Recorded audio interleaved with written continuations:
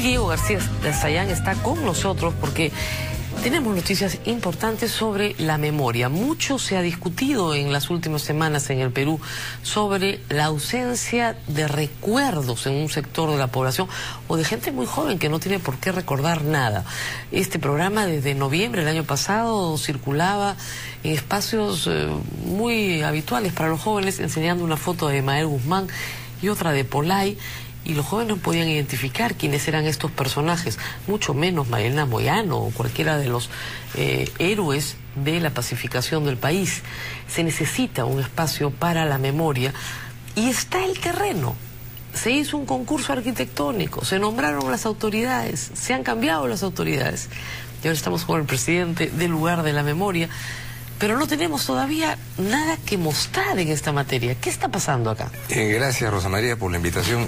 Y ante todo, permíteme medio minuto para expresar mi recuerdo de Marilena Moyano. Acabas de presentar un reportaje breve, muy importante, de esta persona que, como muchos dirigentes de organizaciones sociales, lucharon contra el terrorismo, sí, con ese nombre de Sendero Luminoso, como lo llama la Comisión de la Verdad en su párrafo primero, y fueron parte de ese caudal que permitió la derrota de Sendero Luminoso.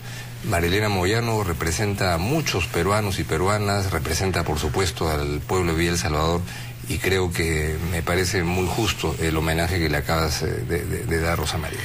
Y era algo que teníamos que hacer, creo que obligatoriamente, porque es con este recuerdo que se construye una memoria para el país. Muchos quisieran que no se hable más del tema. Hemos escuchado al premier decir que los testimonios que se dieron ante la Comisión de la Verdad fueron parte de una teatralización para, digamos, demoler, no sé, la moral de las Fuerzas Armadas, afectar las Fuerzas Armadas. Y hay ese temor permanente. Un lugar de la memoria es para desprestigiar a las Fuerzas Armadas. No se puede hacer eso porque las Fuerzas Armadas vencieron al terror y por lo tanto no se puede discutir nada de su accionar. Eso está cerrado, ese es el costo que hay que pagar y se acabó la discusión. Mira, este es un tema difícil en cualquier sociedad, ¿no? Se ha discutido durante años cómo organizar y qué contenido darle a los museos del Holocausto, que era una cosa tan evidente, en donde los nazis masacraron a 6 millones de judíos y a muchos otros pueblos. Y naturalmente la primera reacción a veces es decir, bueno, ¿para qué estar recordando eso? Ya terminó el terrorismo de Sendero Luminoso, quedan algunos remanentes y los grandes jefes están presos, ¿no? Esta no es una iniciativa mía, es una cosa que viene ya como política de Estado. Una afinación de la memoria, como la ha precisado el presidente Humala, de la tolerancia y de la inclusión. ¿Por qué? Porque recordar es recordar no solamente hechos que ocurrieron, que la realidad nos está demostrando que hay que recordarlos, porque los jóvenes no saben eso y se afirman para que sean parte de Movadef, el pensamiento Gonzalo, que causó todo eso.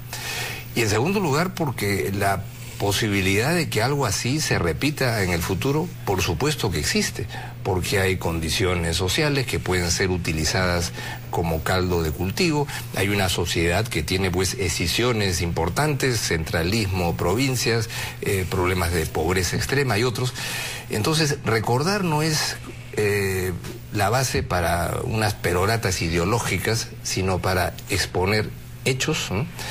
Contar una historia y una perspectiva de futuro con estos conceptos que se han incorporado ahora al lugar de la memoria, la tolerancia y la inclusión como variables absolutamente fundamentales de cara al futuro, ¿no? Las Fuerzas Armadas, ha dicho usted en unas declaraciones recientes, van a ser también convocadas, van a ser visitadas para que den su versión de los hechos. ¿Qué es lo que están buscando con esto? Mira, este es un proceso complicado, ¿no? Porque en cualquier país que tiene tan cerca las heridas de un conflicto interno con tantos muertos, sufrimientos, es muy difícil armar un consenso en donde todos piensen más o menos lo mismo, ¿no?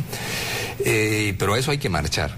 La comisión ahora se ha constituido con una nueva composición, estamos en un debate interno muy importante, con muchas perspectivas que no son coincidentes en todo, pero creo que expresan una pluralidad que hay en el país.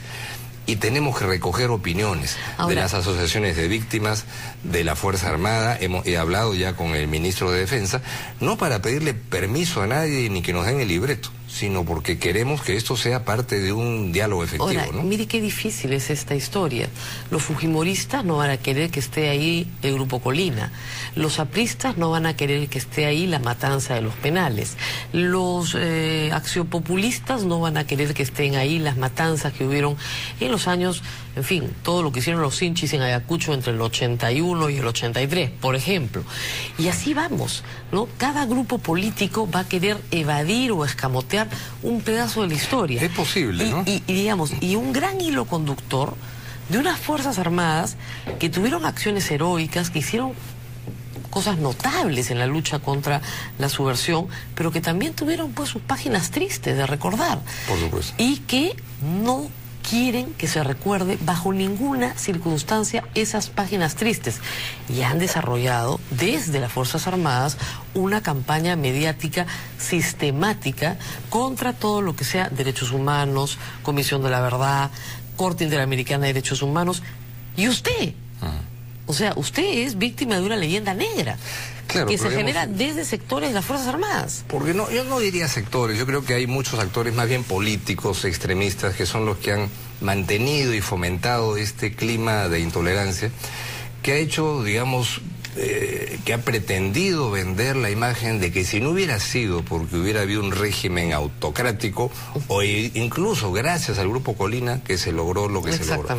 La realidad histórica nos demuestra que no fue así, que no fueron las matanzas de La Cantuta, Barrios Altos o Ajomarca los que facilitó la derrota de Sendero, sino que fue la inteligencia, los ronderos, los arrepentidos, y evidentemente una sociedad como Marilena Moyano que se resistió a caer bajo la férula del terror.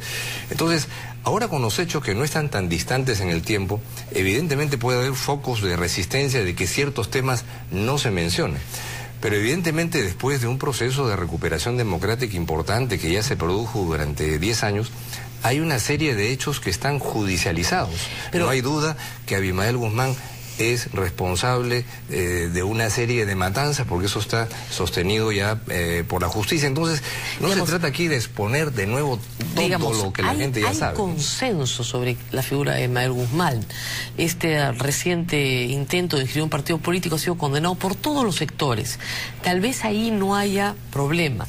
El problema está en que un sector del fujimorismo acusa directamente a usted y a otras personas de, no sé por qué, fomentar el terrorismo, abrirle las puertas, facilitarle las cosas, ser tan rojos como esos rojos que provocaron el terror. Que todos son, como diría Chávez, caimanes del mismo pozo. Claro, yo creo que ese tipo de fanatismos, ¿no?, tienen una explicación lógica. Es gente que está muy resentida porque colapsó su régimen autoritario. El jefe acabó condenado nada menos que por crímenes de lesa humanidad, no por haberse robado unas cuantas gallinas. De manera que hay evidentemente un factor ahí de resistencia seria. Pero yo he conversado con varios oficiales de las Fuerzas Armadas. El presidente del Comando Conjunto estuvo presente el día de la asunción de la nueva comisión, y yo creo que la perspectiva prevaleciente hoy en el Perú, que es la que hay que fomentar, es mirar al futuro. Y si hay hechos que se mencionan, en ningún momento son ni serán planteados como una insinuación de que era la institución militar la que estaba optando por una política determinada, sino actos inaceptables como la matanza de Ajomarca, por ejemplo, ¿no? Pero vamos al tema de la justicia, que es otro tema bien complejo, porque podemos recordar, y eso no le va a hacer daño a nadie, pero a aquellos que no han obtenido justicia, que son la gran mayoría, este museo puede ser, o este lugar de la memoria puede ser un centro de indignación. Le pongo un ejemplo. Hay más de 1.600 mujeres que se han registrado como violadas, básicamente por personal de las Fuerzas Armadas. No en una confrontación, ese no es un acto de guerra, violar a una mujer. Hay 2 casos judicializados, de más de 1.600. Y no va a haber más, porque nadie los va a identificar, porque las Fuerzas Armadas jamás van a decir quiénes eran los soldados que estaban en determinado pelotón. Le estoy poniendo un caso dramático. Nunca se va a saber la verdad. Hay en total, después de todo toda la gritadera que ha habido de las Fuerzas Armadas, no más de 90 personas procesadas. Así es, y Rafael Rey, cuando era ministro de Defensa, decía que había 700 cosas 90 procesadas y condenadas, me refiero. Mentira, ¿no? Y de las condenadas, de esas 90 y tantas condenadas, creo que la mayor parte son del Grupo Colina y al resto se les han anulado las sentencias. O sea, no hay nadie realmente, salvo el Grupo Colina y 4 o 5 casos más, preso por estos crímenes. ¿Cómo hacemos un museo que recuerde eso? Y te puedo dar más ejemplos, ¿no? El hecho de que haya todavía muchos lugares en la sierra en donde la gente identifica espacios en donde hay fosas que no han sido todavía descubiertas, ¿no? La Comisión de la Verdad dejó un mapa de fosas. Así es. Entonces, de más de, no sé, 1.500, 2.500 sitios de entierros. Entonces... No, claro, entonces yo creo, Rosa, este es un tema al que el Perú le ha echado tierra encima y lo acusan a algunas personas de decir, ustedes vienen a remover esto. Claro, entonces es exactamente al revés, porque lo que busca un lugar de la memoria, que como es obvio yo no lo he inventado, eso existe en todos los lugares, es una base para dos cosas, ¿no? Primero, para recordar hechos atroces que fueron cometidos no por extraterrestres que de pronto aparecieron en el Perú, sino por compatriotas que llegaron a hacer ese tipo de atrocidades y fueron tolerados en un momento determinado. Y en segundo lugar, para sentar las condiciones que permitan contribuir sobre la base de tener la información de lo que pasó, de por qué eso ocurrió, contribuir a que eso no se repita. ¿Esto es suficiente? Por supuesto que no, porque una sociedad tan herida requiere de reparaciones, las reparaciones de quienes, como son la mayoría de víctimas indígenas de las comunidades andinas, que son lugares, como lo dijo el presidente Humala, donde el Estado no llega porque le da soroche, ¿no? Entonces ahí hay un programa de reparaciones que no es pues esta simplificación de que hay que repartirle millones a las personas, pero sí de un esquema que permita ir sanando las heridas con más Estado, con que las personas que tienen a sus familiares enterradas en fosas comunes puedan darles cristiana sepultura si son cristianos. Entonces para esto no necesitamos tener la economía de la República Alemana, ¿no? En Colombia lo están haciendo, ¿no? Estamos hablando de hechos, la mayoría de ellas que sucedieron hace 20 o 30 años. En Ayacucho hoy no hay más de 2 psiquiatras para toda la región.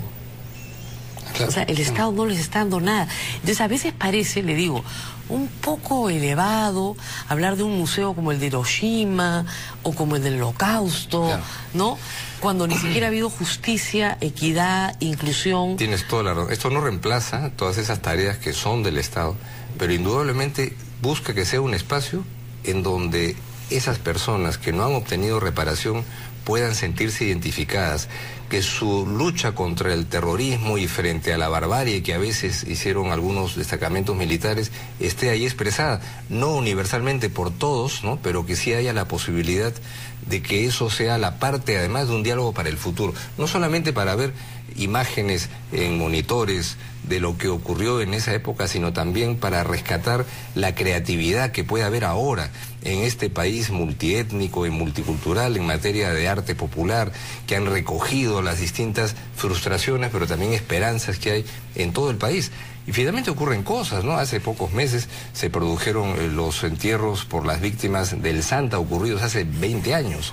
Y hay otras fosas comunes que se van encontrando y eso evidentemente es parte de lo que es una responsabilidad del Estado, ¿no? Tenemos que ir a un corte y regresamos porque Diego García Sayán también, que es el presidente de la Corte Interamericana de Derechos Humanos. Y han habido declaraciones de nuestro ministro de Justicia que, bueno, han generado bastante controversia. Volvemos.